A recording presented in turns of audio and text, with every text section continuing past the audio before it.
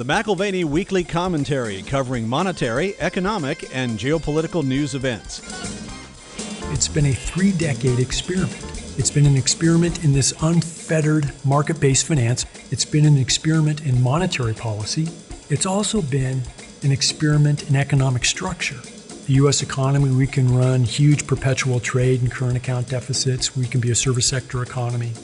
We can fund uneconomic companies. It doesn't really matter if they're profitable because, as long as money's loose, they can continue to borrow. And part of this has also been an experiment with globalization, the rise of China. But in the previous cycle, you had an enormous credit growth, but the dominant inflation was in asset prices. And what I'm saying now is the cycle is turning. It has turned. We're starting a new cycle where a lot of these previous cycle dynamics have shifted. Now here are Kevin Orrick and David McAlvany. Welcome to the McAlvany Weekly Commentary. I'm Kevin Orrick along with David McAlvany. One of the things I love, Dave, about working here the last 36 years is we have resources and we actually feel like we can help sometimes when there's a crisis. And I'll tell you, about a week and a half ago when we started seeing the bank failures, the first thing I wanted to do was get into the office. But the second thing was I wanted to see what Doug Noland had to say about it, because for the last 20 years, that's really where we would go. I mean, Doug really knows how to consolidate information. When it comes to complexity, there's no better place to turn. A robust conversation rooted in historical perspective, but not just sort of arcane details. It's the stuff that is happening in live, real time. What decisions need to be taken in light of the market behaviors and actions of the day. Doug's an invaluable resource for the team. And if you're curious about what we do as a team and what he does in the team for our tactical short product, go to McAlvany.com and you can find more details on tactical short and, of course, his regular contributions through the Credit Bubble Bulletin. Well, and I'm looking forward to hearing what you guys are going to be talking about today. I know you're on the road right now, so thank you for taking the time. It seems appropriate to open to our listeners a small part of the weekly conversations we have on the asset management team. Given the extraordinary backdrop in the financial markets in recent weeks, I thought it would be helpful to explore some of the dynamics we discuss as a team and perhaps a few considerations on how best to navigate the current market environment. We started the podcast 16 years ago in the early stages of what would become known as the global financial crisis. Then as now, I was referring to the Credit Bubble Bulletin for perspective at the end of each week. And then as now, I referred to Doug's curated news feed every day. So I'm grateful to be working shoulder to shoulder with a guy who's infinitely curious, incredibly disciplined, and tireless in his work effort. Doug, thanks for joining us today. Thanks for having me back, David. And as always, thank you for the very generous, kind comments. Thank you. Well, you've been on the team since 2017. You've spent your life studying credit cycles and the dynamics that occasionally swing to excess into bubble territory before resolving at a high cost. You're not just a student of markets, Doug, you're also a practitioner as well. So from short strategies to long strategies, from commodities to currencies to equities and fixed income, you've successfully managed money and managed teams managing money for many decades. It's good to work with you on the asset management team. Here we are midweek. We've already discussed a host of real-time concerns related to the banks, related to financial market liquidity, and to this week's monetary policy choices. Maybe you can just give us sort of 2 minutes, your reaction to the banking sector pressures, failures, and the forced mergers here in March 2023. Sure, David. And maybe I'll go back a ways. My keen focus on money and credit, the markets, it goes back to the early 1990s. I think back to the bank crisis. We had the S&L crisis, and then we had fears of Citibank failing and major bank failures back in 1991. And Alan Greenspan created a steep yield curve to bail out the banking system. And I've been keenly focused on developments ever since, right? And I was convinced by the late 1990s that we were in a major credit bubble. We had this new type of market-based, unfettered credit that was taking over the system, asset-backed securities, mortgage-backed securities, derivatives, Wall Street finance. I watched that bubble unfold through the late 1990s. The tech bubble burst in 2000. 2001. And then I chronicled in the Credit Bubble Bulletin on a weekly basis the unfolding mortgage finance bubble, where we doubled mortgage credit in just about 6 years. I knew that was not going to resolve any problems. That only created a bigger crisis. Then I think in, April of 2009, I began warning about the unfolding global government finance bubble. And I've called it the granddaddy of all bubbles. It's central bank credit, government debt, the biggest bubble in history, just the expansion of debt. And then, what we've seen more recently, we saw the Fed restart QE in September of 2019. In a non-crisis environment with 3.6% unemployment, we saw an unprecedented response to COVID. $5 trillion QE program, massive government debt. So from that perspective, I do believe we're in this very precarious state where all we're going to see now is just more government intervention. It can be deposit guarantees, it can be more Fed balance sheet growth, more government debt growth, and unfortunately, I just see this as all kind of predictable. And Dave, this is more than a couple of minutes, but I'll start off by making a point that I think is very important. We're seeing an acute banking crisis here with unemployment at 3.6%. We'll have decent GDP growth the first quarter. We haven't even entered into a recession yet. And we're already seeing acute fragility. So to me, that's a lot of confirmation of the thesis here of this historic bubble and how we're now entering a period of what will be, instability in finance, banking, and unfortunately, I think the economy also. It was in the Financial Times article here recent days. Sheila Bair, who's the retired head of the FDIC, she was running the show during the global financial crisis, came out swinging. She had some very critical thoughts on the FDIC bailout for Signature and for Silicon Valley Bank, basically saying, look, we've got a couple $100 billion in assets that are questionable here in a $30 trillion market. We can't and should not send the message that we will bail out anyone at any time under any circumstances. This is a mistake. What are your thoughts on this most recent bailout? And of course, we've had it in the past where it's insured depositors, but in this case, it was the uninsured depositors. What are your thoughts on Sheila's criticism of, throw money at anything and everything at any time? Yeah, I sympathize with that. There's the moral hazard issue, but my sense is that the system is more fragile than she might appreciate, and I think that probably became abundantly clear to the FDIC and the Treasury and Janet Yellen over the last week or two when they saw unprecedented depositor flight. And keep in mind, this is a little different now. People can get a little panicked and they just open up their computers and get on the internet and hit a button and transfer their deposit. They don't have to go to the bank. It's not the old bank run scenario where it takes a while to unfold. People go out and start getting their deposits and people start to get nervous. Here, it travels at lightning speed on the internet and people click buttons and banks lose tens of billions of dollars of deposits overnight. In Sheila Bair's article, she also made the point criticizing the Fed for unwinding their lax monetary policy too rapidly. I don't really think that's the case. The Fed had to normalize rates because of inflation. And unfortunately, this instability is what happens when, I can throw out just a few numbers here. In 3 years, right, we've had just an unprecedented growth in deposits, bank deposits. Because of the COVID crisis measures, we had about $5 trillion worth of QE. Not coincidentally, you had about $5 trillion growth in 3 years of bank deposits. Unprecedented growth in bank deposits. So if you're just throwing $5 trillion into the system and you have a bank like Silicon Valley Bank where they basically triple deposits in 3 years and quadruple their securities holdings. Think in terms of the Fed throws its money in the system, the banks get these deposits, they go out and they loan too aggressively in the late cycle, or they buy securities that are mispriced. Interest rates are too low, yields are too low in the market. And then when the system starts to normalize, then you have a huge problem. The banks have lent too much. They sit on huge security portfolios that are losing money. Depositors get nervous, and you have these bank runs. So that's the dynamic. It's terrible that we have to go to these extreme measures and insure or back uninsured deposits, but that's the world we live in with this acute fragility. Well, and clearly, derivatives are sort of the market behind the market. Wall Street has figured out how to take one product and slice it, dice it into 10, and then sell off and collect fees on all 10 pieces. The global derivatives market, some estimate in terms of scale, between 1 and 2 quadrillion.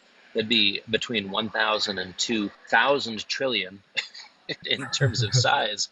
In U.S. banks, Goldman is said to have 53 trillion in derivative exposure, JP Morgan 50 plus trillion, Citi 47 plus trillion. And these are instruments that are, you hope they're stable, but they're not always stable.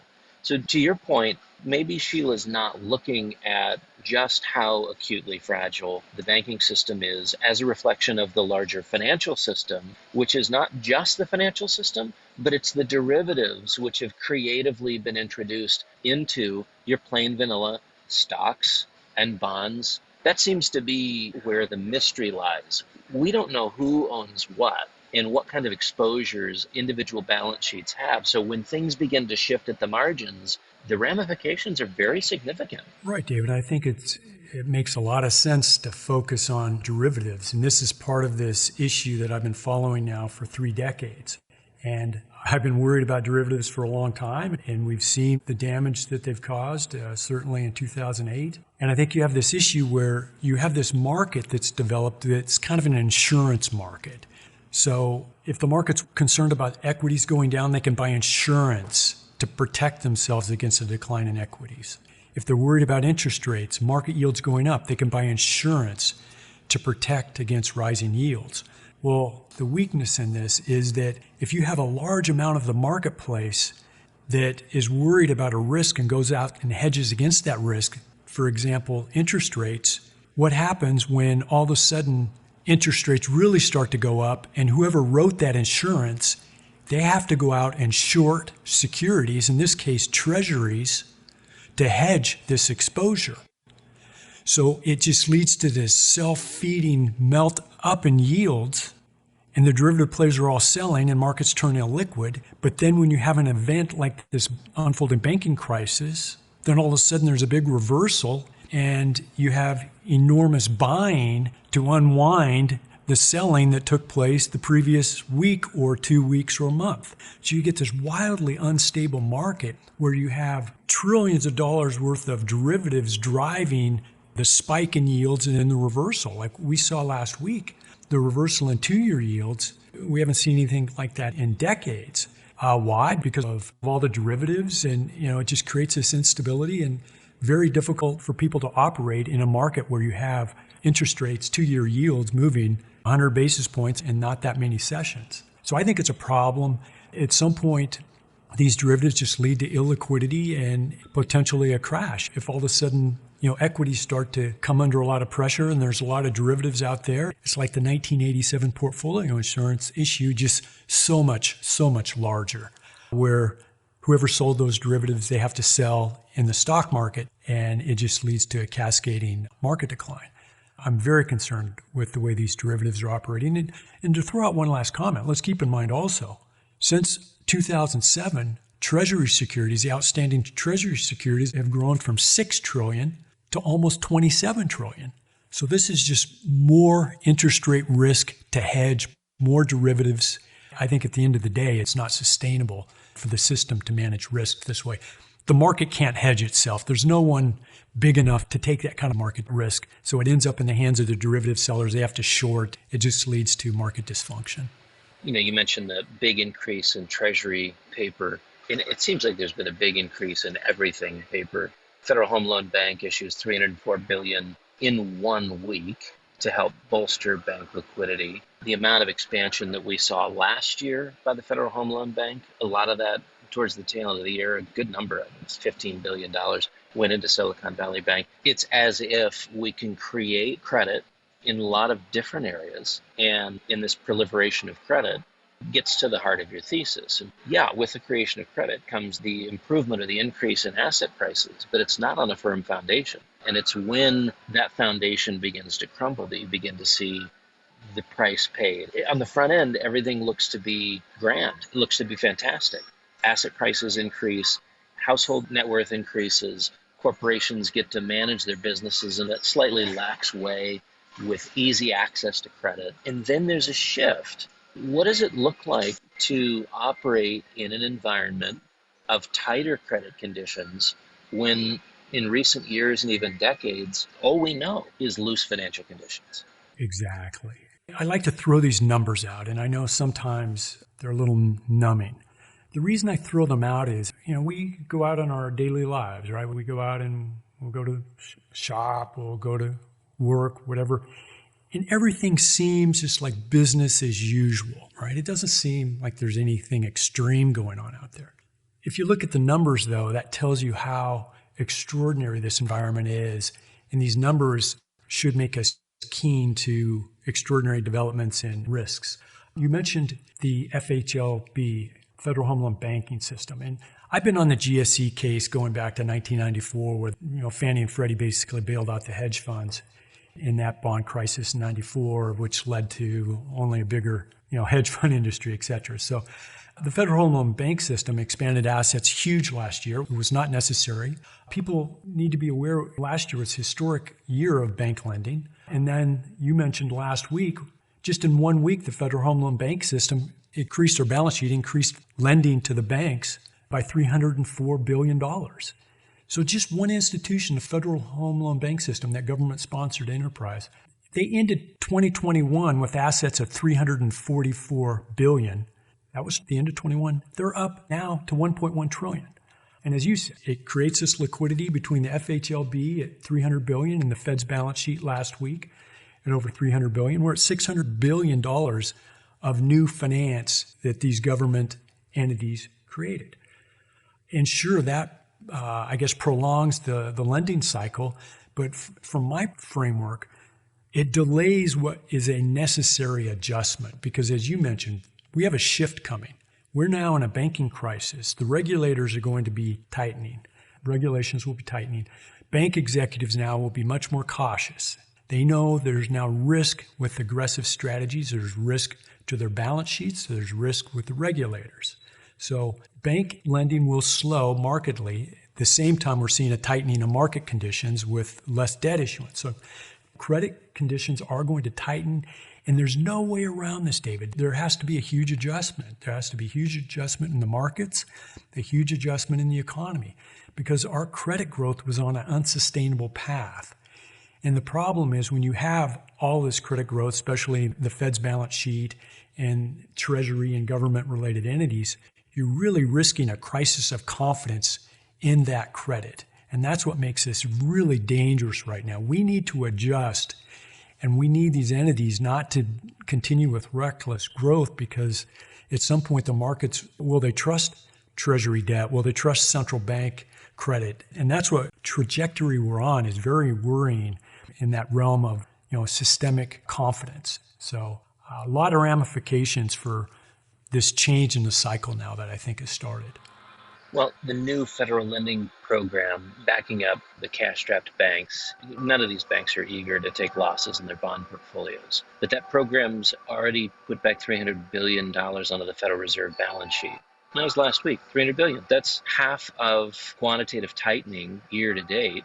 Again, we hope that they shrink their balance sheet. We hope they do normalize rates. But here they are, $300 billion to the bank balance sheet, another $300 billion from the Federal Home Loan Bank, $600 billion in liquidity into the system in 1 week. Dollar doesn't really like that. Where are your biggest concerns, specifically as they relate to the Fed balance sheet? Do we just take it to 15 trillion, 20 trillion? I mean, what are the limits in terms of balance sheet expansion without challenging that notion of credibility? Exactly. Yeah, it's a credibility issue.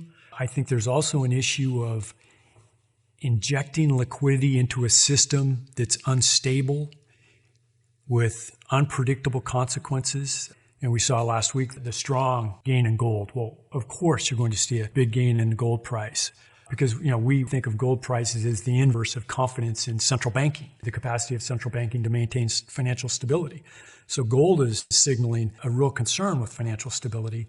To me, it's the worst case scenario to see the Fed's balance sheet grow like this because it's going to have to grow aggressively to accommodate illiquidity at some point, and we haven't even reached that. We're so early in this. We haven't even reached bank charge-offs, and bad loans haven't become an issue yet. Why? Because we haven't even entered the downturn yet. So there will be a time where the central bank has to expand its balance sheet to keep the system liquid, but to expand at this point that aggressively, if nothing else, it's just kind of a signal of what we're going to be facing going forward, troubling development. So let's talk about the new cycle dynamic. On the most recent Tactical Short quarterly conference call and numerous weekly calls with the asset management team, you couched your comments with there is this new cycle dynamic or that new cycle dynamic. What kind of a cycle do you see that we've entered? Just explore that a little bit. Sure. And again, I'm going to go back a ways here. When I talk about the new cycle, the previous cycle was a multi-decade cycle. You can pinpoint it maybe after the 87 stock market crash and Greenspan promising liquidity, or I mentioned the early 1990s with the bank crisis. From my perspective, it's been a 3-decade experiment. It's been an experiment in this unfettered market-based finance, and I mentioned it, asset-backed securities, mortgage-backed, Wall Street finance, all the GSEs, all of this. It's been an experiment in monetary policy, inflationism, zero rates, QE, manipulating yield curves, intervening in markets aggressively. It's also been an experiment in economic structure. The U.S. economy, we can run huge perpetual trade and current account deficits. We can be a service sector economy. We can fund uneconomic companies. It doesn't really matter if they're profitable because, as long as money's loose, they can continue to borrow and everything works fine. Part of this has also been, an experiment with globalization, the rise of China, the massive increase in manufacturing in China and the emerging markets, which led to downward pressure on goods prices for sure. But in this cycle, the previous cycle, you had enormous credit growth, but the dominant inflation was in asset prices because of unusual dynamics. And what I'm saying now is the cycle is turning. It has turned. We're starting a new cycle where a lot of these previous cycle dynamics have shifted. Importantly, inflation's a problem. Consumer, producer price inflation is an issue. So central banks can't just focus on maintaining strong asset prices. You also have globalization, we'll call it deglobalization now. You have price structures in China have shifted dramatically. The days of cheap goods out of China and the emerging markets are over. You have these fragilities in the credit systems and economies and global relationships strengthened over decades. Now they're weakening. So it's just a big shift, and the biggest shift is the central banks are going to have to deal with structural inflation now, and asset prices are going to have to respond to these new realities. And importantly, credit growth has to slow because it's the credit growth that's driving the inflation, and it's unsustainable to continue to grow credit the way we've been growing it. And I think the new cycle is unfortunately a period of instability, and that's financial instability, economic, geopolitical. A lot of things that we took for granted during the previous cycle, we're not going to be able to take for granted going forward. You've got a spreadsheet, which we refer to on our Monday meetings and our Wednesday meetings. Maybe it's got 120 or 150 different indicators. What in your indicators are behaving uncharacteristically right now? Uncharacteristically, well, I'll just state that some of the key indicators are flashing heightened systemic stress. And, we talk about these at our meetings, David, and I send this out to the group at least a couple times a day because we follow these things basically real time. Last week in particular, we saw a significant increase in credit default swap prices for bank debt. And why is that important? That's the cost of buying insurance against a bank failure, basically. Well, those CDS prices are a very good indicator of concerns about banking system stability, and we've seen a major increase in that area. Last week in the European banking area, it was the largest weekly increases we've seen in bank CDS prices, at least since the COVID panic in March of 2020, in some cases going back even further. We also follow CDS prices. There was a significant increase in CDS prices for the Chinese banking system. That's a potential flashpoint. And one thing I'll mention, David, in the media, they're talking about why all of a sudden was there a panic on Silicon Valley Bank and why was there a panic on Credit Suisse? Well, these institutions are well known in the marketplace as aggressive players. Silicon Valley Bank's balance sheet is not a surprise to anyone. Credit Suisse has had issues. But what changed is all of a sudden, a problem I didn't think I would have to worry about. Now I have to worry about. These kinds of dynamics lead to these panics. And what I'm seeing in the CDS market is areas where I think the market understands there's a lot of risk. The banks, and that's global banks, all of a sudden now they're more attentive to that risk. They're certainly more attentive to risk in high yield debt. Why high yield debt? Well, if you have a tightening of bank credit, then the small and mid-sized banks are aggressive major lenders to commercial real estate and real estate generally. And all of a sudden, if that credit tightens, then that puts a lot of high-risk, high-yield bonds in jeopardy. So my framework, I often look at the periphery and core, and right now we're seeing stress at the periphery, but also at the core of the banking system. So for me, it's always a mosaic of indicators that we're following, and certainly the key indicators right now are flashing systemic stress. I'll say a little bit of relief this week. The latest talk in Washington, they're trying to figure out a way to guarantee all U.S. bank deposits, even after Yellen last week said that's not what they intend to do. And that kind of talk allays some fears of an impending bank crisis. But overall, the indicators are something we're watching closely and kind of confirming the fragility thesis.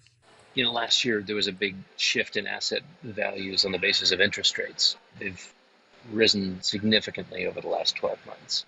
In fact, you've looked at the performance in the Treasury market, and that's where there was a real bludgeoning, even relative to high yield or junk bonds. We actually had junk bonds outperform Treasuries last year, at least longer dated Treasuries. And now that's changing. So to your point, the high yield market is showing that there's a little bit more of a credit concern. This is not just about interest rates, but there's credit concerns that are sort of a 2023 unfolding story as opposed to the 2022 hyperized move in interest rates. But the ECB continued to raise rates recently, up another 50 basis points. This week we hear from the Fed. Let's explore kind of this catch-22 between inflation not being tamed, still need to raise rates to fight inflation, but now also being concerned with financial market stability if they do continue to raise rates. Yeah, and this was a problem that was inevitable. This is part of this new cycle dynamic that I referred to earlier, and there's no escaping it. There's acute fragility, but there's structural inflation. And how does the Fed handle that? And they don't know how to handle it. The ECB doesn't know how to handle it. The ECB got off to such a late start, tightening monetary policy, raising the rates, and they were committed to that 50 basis point increase, and they moved forward, which I think made sense. The Fed, I'm not so convinced. I know the market right now expects them to go 25 basis points, and they could, but I think this will be the last move by the Fed unless the markets get a strong risk on and the markets make the Fed's job more difficult. But I think the focus of the Fed now shifts to fragility and away from monetary tightening. So last week there was de-risking, deleveraging very much in play. You got to see a lot of chaos in the rates market. Currencies were bouncing. Plenty of chaos just about everywhere. If that deleveraging continues, what's the net effect looking at corporate borrowing? Corporations typically have a pretty easy time going to the market and raising new money, issuing new bonds. And of course, it's been unfortunate for them that they've had to do it at higher and higher rates here recently. But in the context of de-risking and deleveraging, what is the net effect for your corporate borrower? Sure. And I think it's important for listeners to appreciate that there's two key dynamics going on right now. You have the U.S. domestic bank crisis, this run on deposits, and what will be a tightening of bank lending with significant ramifications.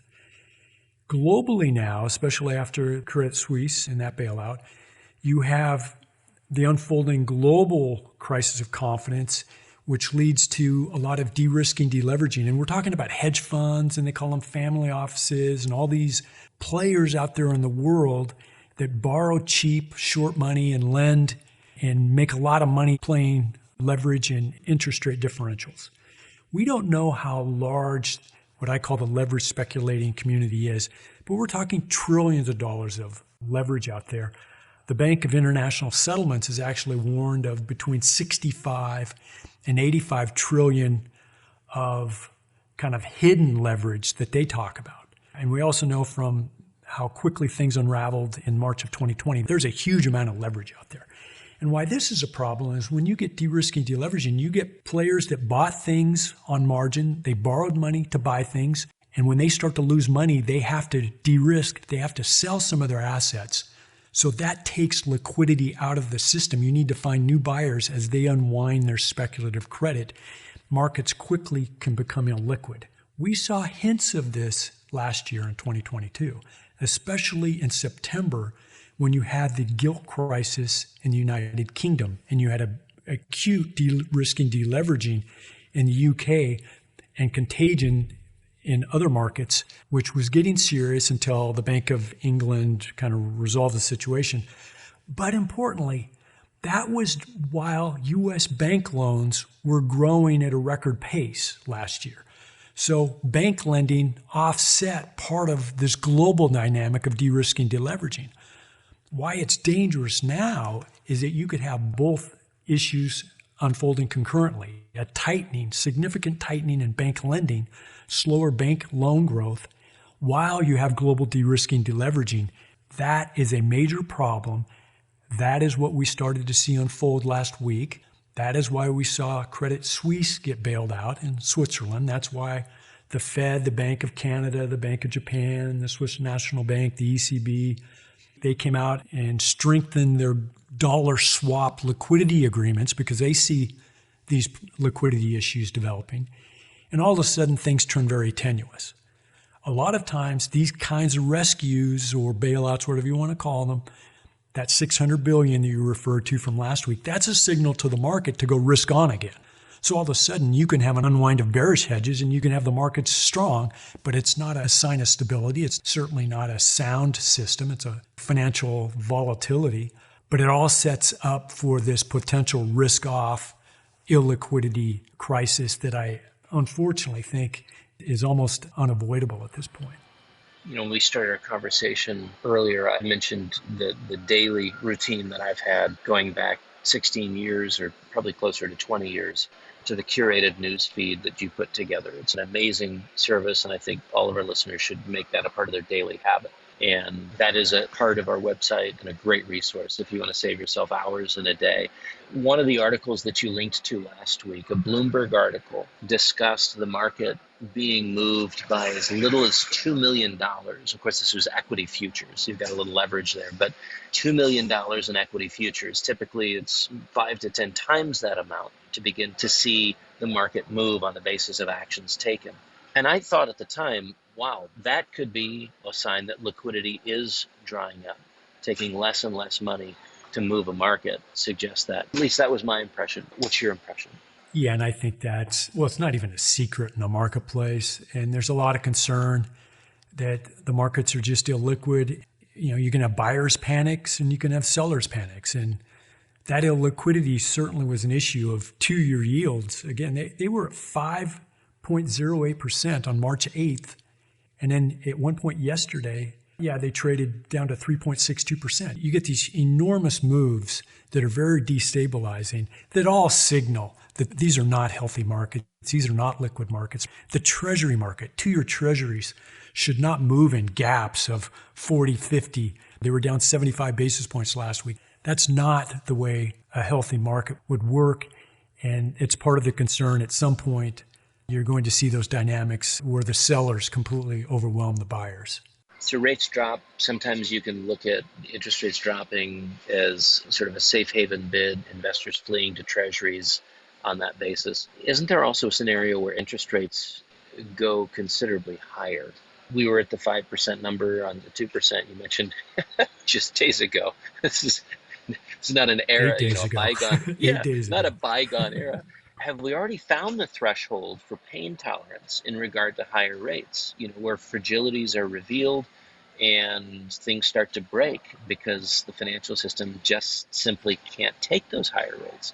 But again, isn't there a scenario where rates go considerably higher still? Yeah, and I mentioned earlier, David, the alarming aspect of this is, we're having a bank crisis and we haven't even entered the down part of the cycle yet. The economy is still expanding. Well, and we've had serious issues in marketable security portfolios. And, Today the 10-year yield, we're at 3.6%. From a historical basis, these yields are extremely low. Could that 10-year yield go higher? Absolutely. Could it go significantly higher? Why, I don't see why not. Because I think we're moving in the direction, and this will unfold over months and quarters, where I think the Treasury is going to be on the hook for a huge bank bailout. Could it be $1 trillion? Easily. Could we see $2-3 trillion deficits if all of a sudden you go into a recession and a lot of costs go up and tax receipts dwindle? Absolutely. So we could get into a situation where the market looks at this and says, wait a minute, there's a structural inflation issue. Even when the economy is weakening, we still have upward price pressures, and we have massive, frightening deficits as far as the eye can see, and the market might go back to the way it used to trade and discipline Washington. The bond vigilantes come out, and they kind of did this in the UK and said, hey, you got to rein in these deficits. I don't think we're going to fund them. Another issue, and this is probably unfolding, if the Fed is out lending to the banks to finance the runoff of these deposits, it's kind of like QE, but they're not actually buying treasuries. They're funneling money into the banks. Well, the treasury holder right now has looked and said, okay, if there's a crisis, I've always got the Fed to buy my bonds in a QE. They might say, maybe the Fed's not going to buy my bonds. Maybe the Fed's just going to directly finance the banking system. So there's a lot of shifting dynamics. I can see this setting up where you see some upward pressure, surprising upward pressure further out the yield curve. That story will unfold, but everyone's so used to any crisis, buy the 10-year, because the Fed's going to buy the 10-year and yields are going to collapse and we're going to make a lot of money. This time, it may be a different dynamic, but we'll watch this and see how it unfolds. Going back a few years, we had the Trump budgets, which were, well, let's just say he's never met $1 he didn't enjoy spending, or maybe 10, even if he didn't have them to spend. Leverage is the way he's rolled. The Biden budget now is monstrous. Debt levels are already too big. Interest payments are estimated to exceed interest payments, mind you, exceed 1.2 trillion annually by 2032. There's times, Doug, when I look at inflation and I think, is this a game? They need to pretend to fight it, because it seems to me that inflation may be the only part of the bailout strategy that makes sense. How else do you deal with the amount of debt that we have and continue to accrue if you're not willing to sacrifice something on the currency side? For them to be as sanguine as they are about debt levels, and for the bond vigilantes to be absent the market, there's some things that maybe I just don't get anymore. Well, in the old days, right, there would be a dollar panic with this kind of crazy stuff going on. But I guess, the dollar has very weak competitors right now. The yen, Japan has very serious issues, structural issues. Obviously, Europe, the euro has serious structural issues, the Chinese currency. So we're in a world of fundamentally unsound currencies, and currencies are all relative. So the good news is it's not a dollar panic. The bad news is all of global finance is suspect at this point, which comes with its own alarming analysis there. So I think the dollar is extremely vulnerable here, not only because of the banking crisis, what the Fed's doing, what Washington's doing generally, the current account deficits. That could be a big unfolding surprise, dollar weakness. And dollar weakness would certainly only exacerbate the inflation issues with, we import so much. That's another one, though. We just come in every day and watch developments to see which currency is the weakest. But certainly that crisis of confidence in the dollar is not outside the realm of possibility here. Currencies are really tricky. And when you talk about the yen showing safe haven strength, the dollar showing safe haven strength, although fundamentally they're both basket cases. It's like, and yet that's how they trade on a given day. They're really complicated dynamics there. To me, it seemed like one of the clearest signals that we had in the markets through the last week or so has been the gold surge of $121, suggesting that there are market practitioners who understand that there are system-wide fragilities, and you own gold as a way to have a stake in the financial sphere, but that's just outside of the financial sphere. It's not complicated by counterparty exposure. It's no one else's liability. It's considered money anywhere in the world. The dynamic we were just talking, where you have sort of a global rethink of debt sustainability and a global rethink in terms of the confidence put into a variety of currencies. Yen, euro, dollar makes a pretty strong case for owning gold. And clearly, if your new cycle is one that's sort of inflation biased, maybe that's the place you just kind of hang out for a couple of years. Back when I worked in the mutual fund industry, for 16 years, I managed a international kind of a safe haven, top tier, short-term bond fund with a commodities component, kind of a safe haven vehicle to protect against a decline in the dollar. And anytime I saw heightened systemic risk like I've been seeing, I would immediately in the fund, I would increase my allocation to yen, I would increase my allocation to Swiss debt and to gold. In that strategy today, I don't feel so comfortable about adding Swiss francs, and I don't feel so comfortable about adding yen, but I certainly still feel comfortable adding a store of value that you don't have to worry about someone else paying you that money back. You don't have to worry about counterparty derivatives.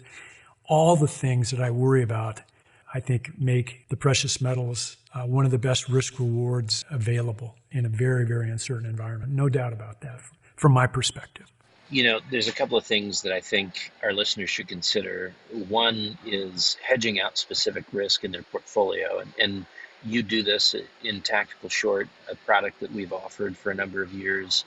And maybe you can speak to the role of Tactical Short in a total portfolio. Also, where you would put your own money in an environment where there's shifts, there's changing expectations, there's relationships that used to hold, some of which still do, and some of which don't anymore.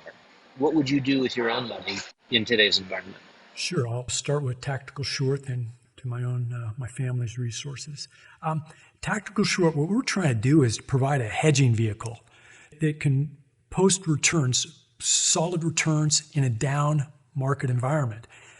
We just want to be a small part of a bigger portfolio. We don't want people to go out and make these big bear market bets.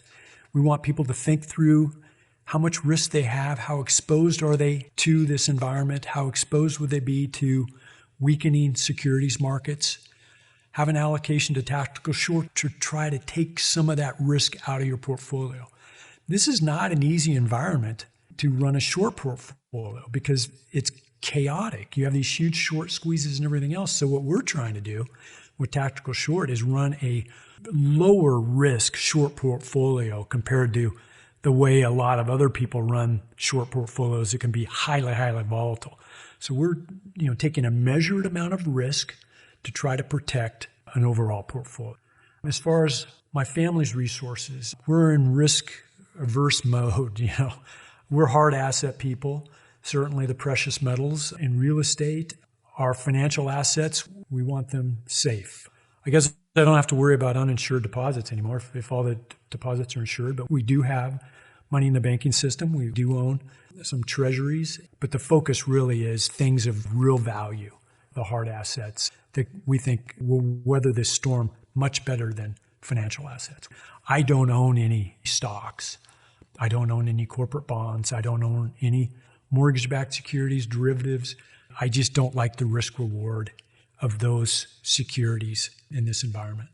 Credit Bubble Bulletin is the weekly report that you've been writing for decades, and I would encourage our listeners to be looking at that on a weekly basis. On a daily basis, what you post is invaluable. Thanks for being as disciplined and as hardworking as you are. I don't know anybody with the work ethic that you have, Doug. Honestly, it's astounding. And I know maybe something that you take for granted, but it's a rare thing. The net result is that every day our listeners have the opportunity to have a distilled and curated news feed with what's going on in the financial markets that is most relevant to the decisions that they need to make in real time, being strategic, being tactical, and to pass on that, it would be a mistake. I would plug into that on a daily basis and make sure you're reading Doug Noland's Credit Bubble Bulletin each Saturday morning. Stiff cup of coffee, first thing in the morning, sit on the back porch and start reading. Maybe keep decaf, I don't know. Tums may be in order depending on the week. But Doug, thanks for joining us for the conversation today. I just, there's so much going on and so many details. Kind of connecting dots is really important. but to appreciate and understand what's happening, and we appreciate the clarity you bring to that for our team on a daily and a weekly basis, and for our listeners here periodically. So appreciate you taking the time. Well, David, thanks for having me, and it's awesome to work with you. It's like a gift. I can't believe I was so fortunate. The team you put together, the quality of the professionals. I've never been as satisfied in a working environment and excited. Maybe I work hard, but to me, every day is kind of a gift, and I love it. It's a great opportunity to follow the markets and share it with the team and work together. So thanks so much for the opportunity. Well, Dave, so many things to think about. Doug was talking about the 30-year experiment now seeming to come to an end. In the last 3 years, unprecedented deposits in the banks, followed by unprecedented depositor flight. A lot of things that people have to keep in touch with, but to find what Doug says on the Credit Bubble Bulletin and on his daily posts, as well as to learn more about the tactical short, our listeners just simply have to go to McAlvany.com.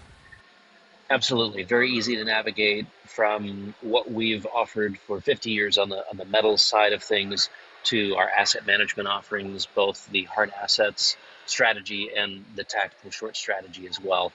Both are there on the website, very easy to navigate.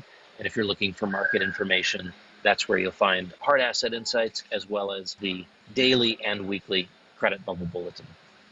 Well, you've been listening to the McAlvany Weekly Commentary with our guest today, Doug Noland. You can find us at McAlvany.com, McAlvany.com, and you can call us at 800-525-9556. This has been the McAlvany Weekly Commentary. The views expressed should not be considered to be a solicitation or a recommendation for your investment portfolio. You should consult a professional financial advisor to assess your suitability for risk and investment. Join us again next week for a new edition of the McAlvany Weekly Commentary.